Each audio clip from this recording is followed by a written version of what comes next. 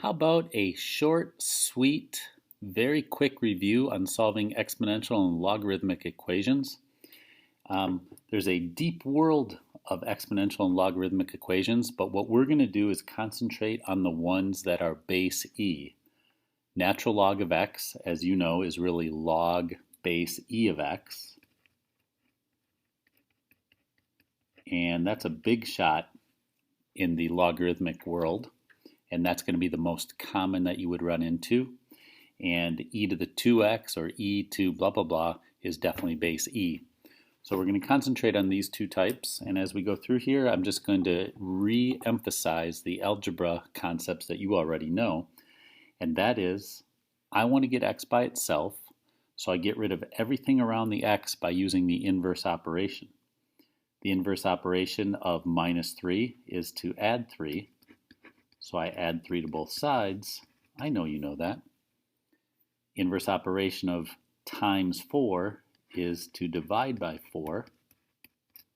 And I know you know that. The one thing that you might not feel as confident on is what's the inverse operation of natural log? Well, the inverse operation of natural log is e to the x. So I apply that to both sides. I have e to the left-hand side, e to the right-hand side.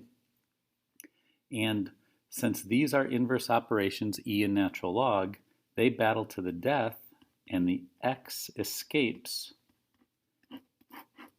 And you have your final answer. This might make you twitch, and you might feel like turning it into a decimal, but you don't need to. All right, let's move on to this one. My goal is to get x by itself. I need to get rid of the 3, the 4, and the e, and eventually that 2, all the time using the inverse operations idea from algebra.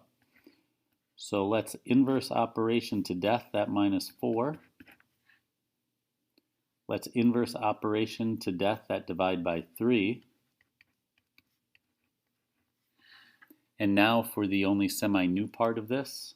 If I want to get rid of an e, its inverse operation is natural log. So I apply the natural log to the left-hand side of the equation and the right-hand side of the equation because your algebra teacher said always be fair to both sides. The natural log and e battle to the death. And x is almost by itself, divide by 2. And there's your final answer. Again, you might have the urge to turn that into a decimal. Go ahead if you want, but remember very frequently something like this could occur on a no calculator portion of a test, and in that case you would just leave it just like that, no harm, no foul. Now I'm agreeing with the fact that there are plenty of other styles of natural law of logarithmic and exponential equations to solve out there, but by far and away these are the ones that show up most frequently, so that's what we'll spend our time on right now. I guess that's it. That's a short video. See ya.